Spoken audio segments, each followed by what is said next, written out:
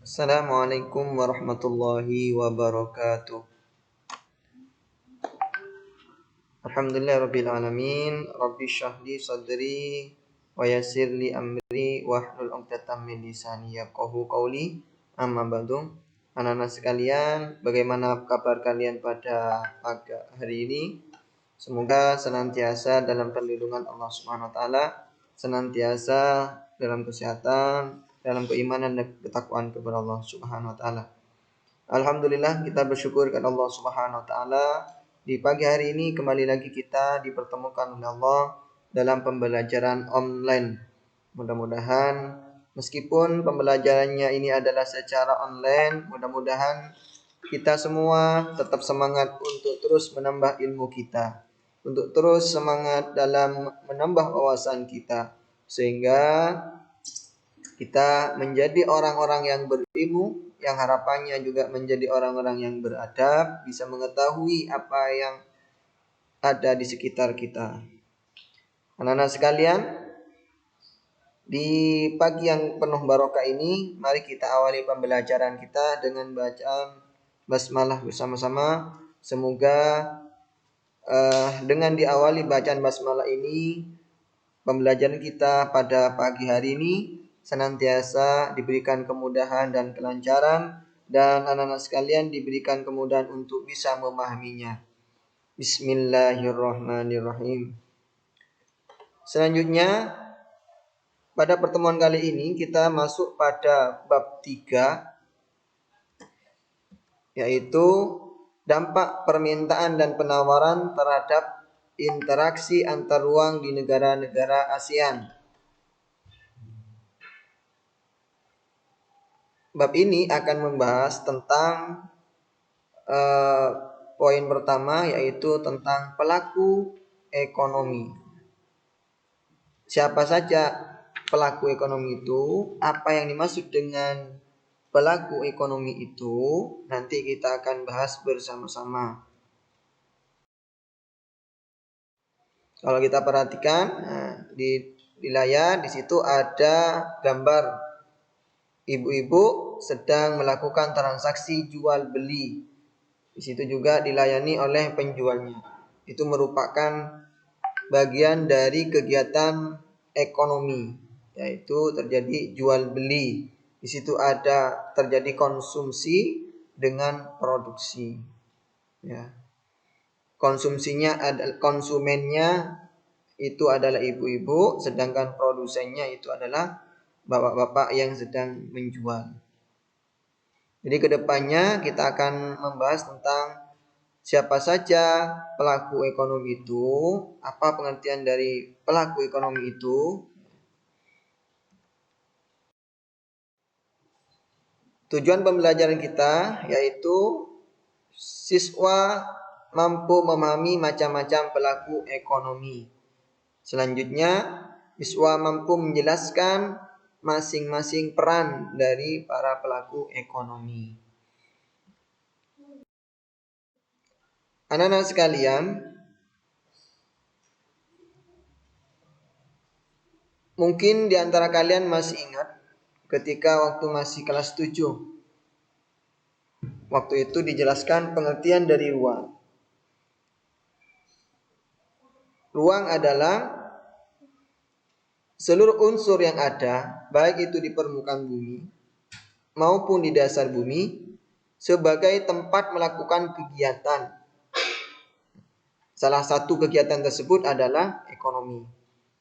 Atau secara detailnya, ruang adalah suatu unsur yang ada, baik itu di bumi atau di permukaan bumi secara keseluruhan, yang digunakan oleh manusia untuk memenuhi kebutuhannya.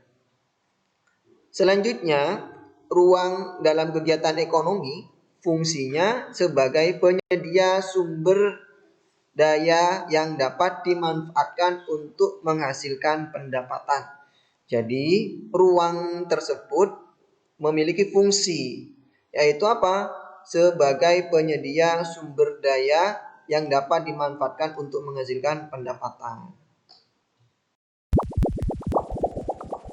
Secara umum, kegiatan ekonomi itu terdiri atas produksi distribusi, dan konsumsi.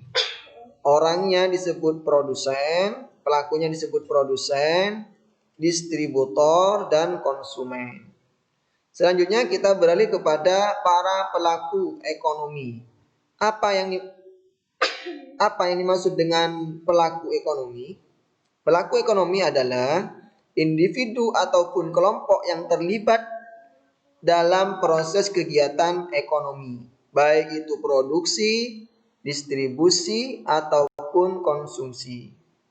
Pelaku tersebut bisa perorangan ataupun dalam bentuk organisasi, pemerintah, ataupun swasta. Di dalam kegiatan ekonomi, terdapat pembagian beberapa peran, mulai dari lingkup kecil hingga yang luas. Semua pihak memiliki peran yang vital dalam menopang ekonomi sebuah negara.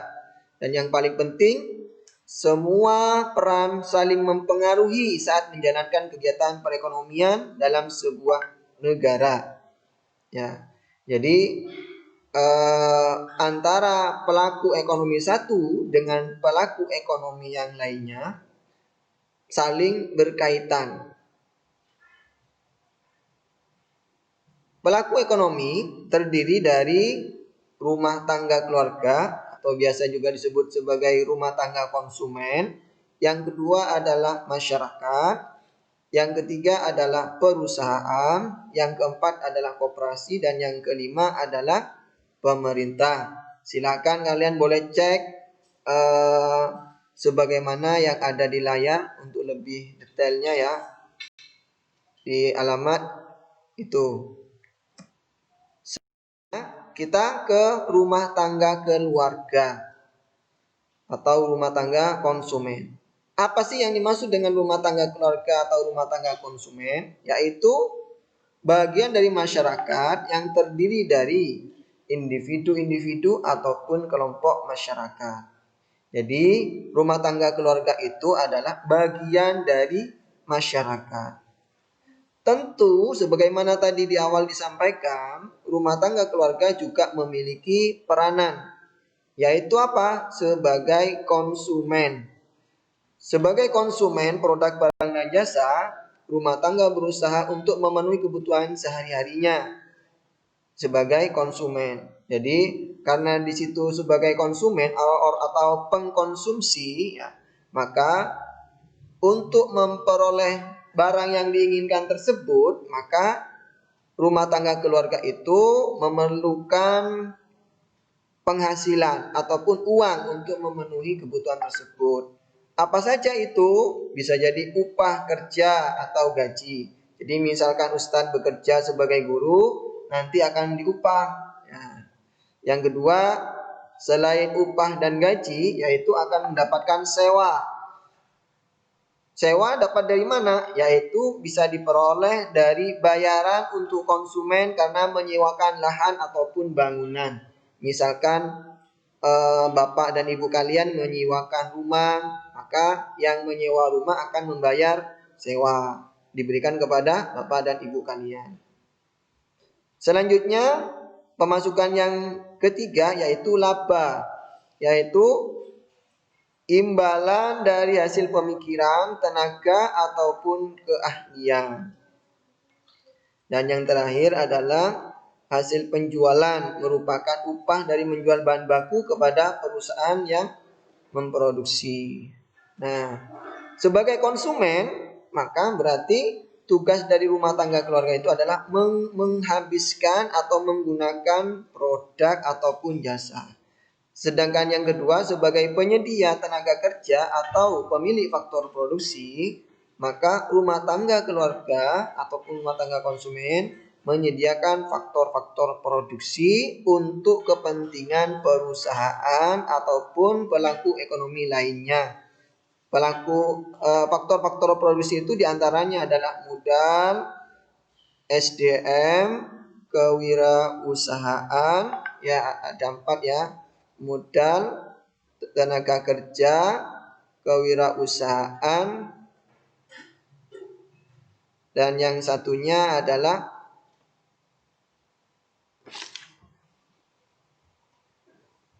SDM, sumber daya manusia. Baik, kita ke pelaku ekonomi selanjutnya. Masyarakat. Apa itu masyarakat? Masyarakat adalah sekumpulan orang yang menempati wilayah tertentu atas penduduk tempat tetap atau sementara yang terikat oleh suatu kebudayaan mereka yang anggap sama. Peranan masyarakat itu adalah sebagai konsumen, berarti mengkonsumsi atau menggunakan barang, sebagai penyedia tenaga kerja, sebagaimana tadi ya, rumah tangga, keluarga, dan pemilik faktor produksi. Yang terakhir adalah sebagai produsen. Artinya apa sebagai produsen? Masyarakat memproduksi barang ataupun jasa untuk kepentingan pelaku ekonomi lainnya. Adalah perusahaan. Perusahaan adalah kelompok anggota masyarakat yang tugasnya memproduksi barang dan jasa untuk kebutuhan masyarakat. Peranan perusahaan di sini adalah sebagai produsen, berarti membuat barang. Sebagai pengguna faktor produksi, sebagaimana yang disebutkan oleh Ustaz, yaitu faktor produksi yang pertama adalah SDM, modal, kewirausahaan, dan tenaga kerja.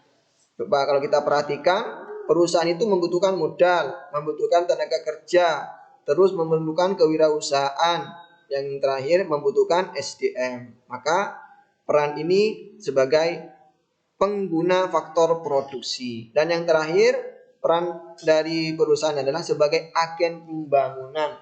Yang membangun negeri ataupun suatu negara itu salah satunya adalah peran dari suatu perusahaan. Yang keempat adalah koperasi. Koperasi, badan usaha yang modalnya berada pada anggota-anggotanya dan bersumber dari simpanan pokok dan simpanan wajib setiap anggota koperasi. Peranannya hanya dua, sebagai konsumen dan sebagai produsen. Konsumen berarti menggunakan barang ataupun jasa. Yang terakhir adalah sebagai produsen. Artinya apa? Berarti membuat. Dan yang pemerintah. Nah, peran dari pemerintah ini berbeda dengan yang lainnya. Pemerintah bukan hanya sebagai konsumen ataupun sebagai produsen, akan tetapi pemerintah juga sebagai pengatur ekonomi. Ya.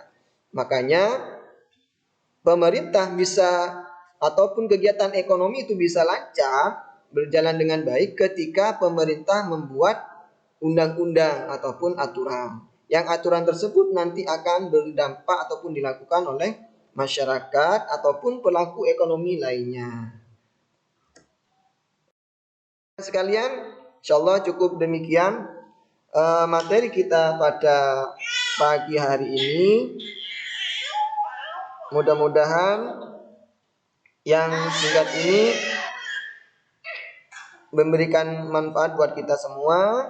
Semoga dapat dengan mudah dipahami dan dimengerti.